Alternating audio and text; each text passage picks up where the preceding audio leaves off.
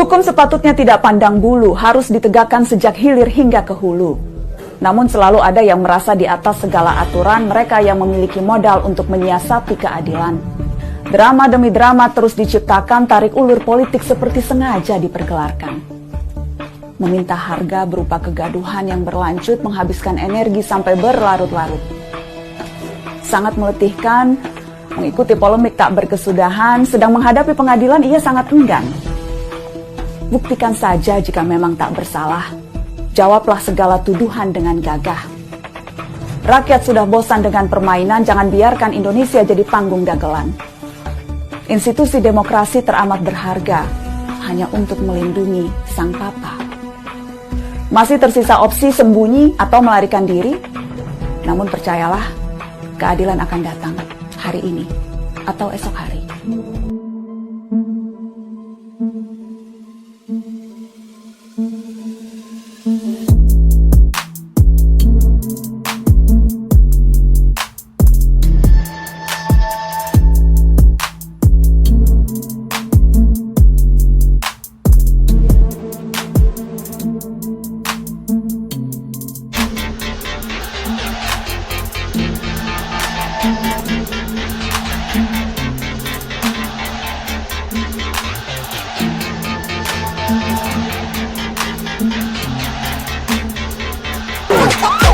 Abang jago, sorry bang jago, ampun bang jago.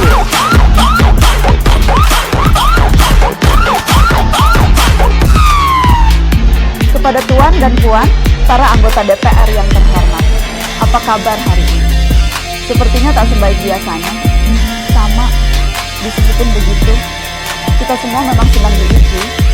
Hidup memang tak selalu baik, kan? Seperti kami-kami ini, Tuan dan Puan juga mungkin lebih banyak bekerja di rumah. Kalau lihat siaran sidang atau rapat terbuka di gedung DPR sekarang sih kelihatannya banyak kursi yang kosong.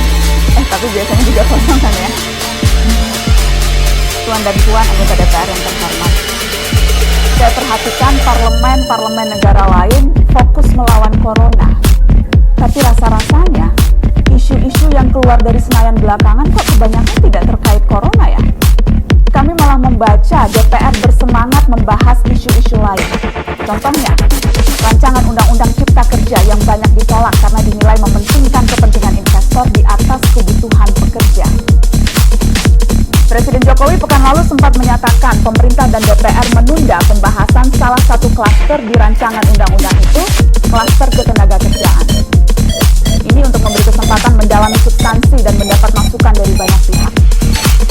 Berpegang pada alasan itu, maka sudah seharusnya klaster lain dalam RUU Cipta Kerja pun perlu ditinjau ulang.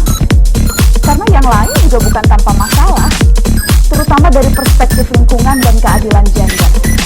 Tidak cukup hanya menunda pembahasan satu klaster saja. Ada juga RUU lain yang masih nekat mau dibahas. Ada RUU KUHP yang tahun lalu diserbu unjuk rasa. Lalu RUU pemasyarakatan. Ada koruptor yang sudah ngebet pengen bebas kah? Apa kabar Pak Yasona? Terus terang saja, membahas undang-undang yang menyangkut hajat hidup orang banyak di masa seperti sekarang ini terlalu mengundang curiga. Gara-gara pandemi yang pada jatuh cinta saja berani menunda nikah loh.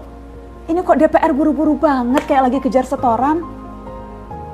Tidak ada undang-undang yang tidak penting, semua penting. Justru karena undang-undang itu penting, aneh jika pembahasannya diseriusi di waktu seperti sekarang, saat dimana perhatian dan konsentrasi kita sedang terkuras bertahan hidup di tengah wabah. Produk hukumnya pun berpotensi cacat bila tidak memenuhi ketentuan, dan rasanya belum ada aturan pembahasan RUU secara virtual.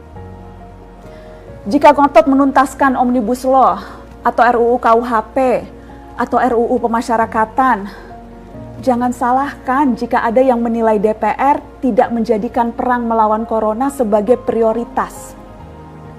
Saya percaya setiap tindakan dan keputusan di masa krisis. Bayangkanlah kita hidup pada 2030. Kira-kira apa yang terjadi dengan Indonesia 10 tahun yang akan datang? Bisakah kita membayangkannya? Bayangkanlah wajah hukum yang makin mirip sandiwara. Persidangan bergaya opera yang dituntun bukan oleh kitab undang-undang, tapi oleh skenario yang bisa dirancang siapa saja. Apakah KPK masih ada pada 2030 itu? Masihkah kita melihat gedung merah putih yang sama yang mampu menjulangkan harapan seperti dulu? Beberapa orang, termasuk saya, mungkin juga kalian, hanya akan melihat gedung yang telah kusam berdebu, yang sama tidak menariknya dengan gedung-gedung seniornya.